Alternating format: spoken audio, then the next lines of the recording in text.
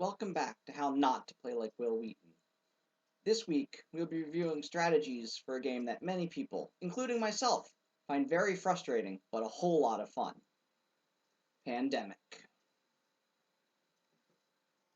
Pandemic is a game with a strong luck component, but its impact can be greatly diminished by careful planning and observation. The single most important thing you can do to reduce this is by watching the infection discard pile. There is only one location card for each place, so if it's in the discard pile, it cannot be drawn. That means you need to cure the areas not in the discard pile first. It's also very important to watch what was in the discard pile when an epidemic card is drawn, because those will be shuffled and placed back on top, and now those places will need to be dealt with first. One of the most important decisions in Pandemic is made before a single card is drawn, and that is who should make up your team. This sets up the dynamic that decides how to best proceed in curing the world.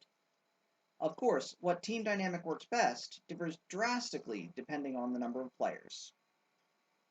With 2 players, it's just impossible to cure everything. Unless you're extremely lucky, the areas with 3 infections would be too far apart to deal with them all. Now, you can try using direct flights by discarding cards to do all your traveling, but if you do this, you'll soon find yourself running out of cards to cure with. That is why the best combination in this case is to use the scientist and the researcher. Since each player starts with 4 cards, it is possible to cure one disease within those 2 very first turns. In this strategy, the goal is to cure as quickly as possible above all else. If you have 4 of a color, it is usually better to go for the cure rather than stop the outbreak in the early game. Once you get to 4 or more outbreaks, or a setup that would cause a chain of outbreaks to take you up to 6 or more, then you need to go back to curing first. Now, it is impossible to attempt and collect all 4 cures at one time, because between the 2 players you can only hold 14 cards. So you can hold them at most the cure for 3 diseases. I recommend focusing on the 2 you have the most first, but once you have cured one, remember you can hold all the cures in your hand, so discard appropriately.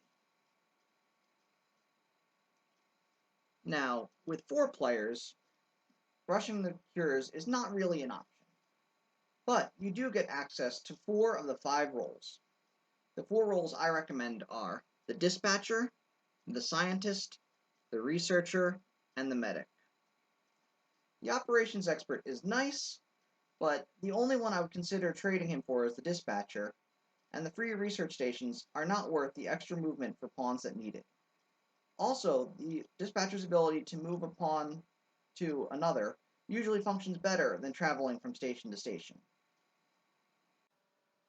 In this version, virus control is key. Players will only be drawing cards every 4th turn, which means getting the cards needed to cure a disease will take much longer. Therefore, things can quickly go south if strong attention is not paid to where outbreaks may occur. The dispatcher's movements are best used getting the medic, or whoever's turn is soonest if necessary, to get to the areas with 3 infections. Now, his movement can also be used to get the researcher to someone who can cure a disease. A good thing to remember is that while the scientist is best at curing diseases, due to the number of cards he will draw, he will only be able to cure 2, maybe if you're lucky, 3 diseases, which means you really need to set up 2 of your other characters to cure diseases as well. The 3-player game is interesting. Shorter than a 4-person game, but longer than the 2-person game. Either strategy could possibly work. You can either go with the dispatcher, the scientist, and the researcher, and try to rush it like a 2-person game, or you can replace the scientist with the medic and have a slower, more controlled game. Both strategies are about equal until you get to the heroic difficulty, where it becomes a little too much to rush through, and the slower, controlled route prevails. The last component that needs to be addressed is how and when to use the special event cards. The majority of them, Resilient Population, Forecast, and One Quiet Night, should be used immediately after an epidemic card is pulled. Now, I would not play it after the first epidemic, and usually not after the second one either, because it is unlikely that the situation is dire enough at that point. but the third or later epidemics are all viable times.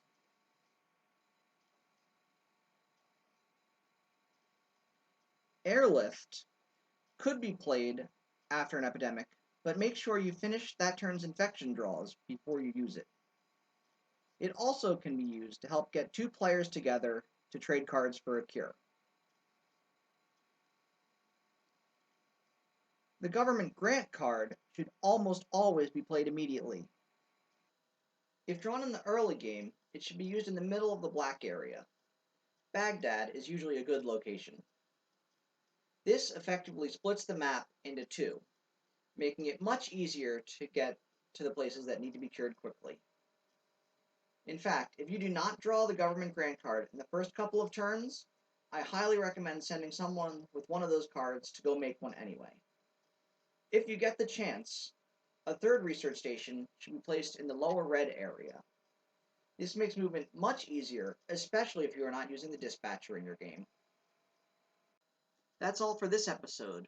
I want to hear about your most frustrating game of Pandemic, or how you snatched victory from the germs of defeat in the comment section below.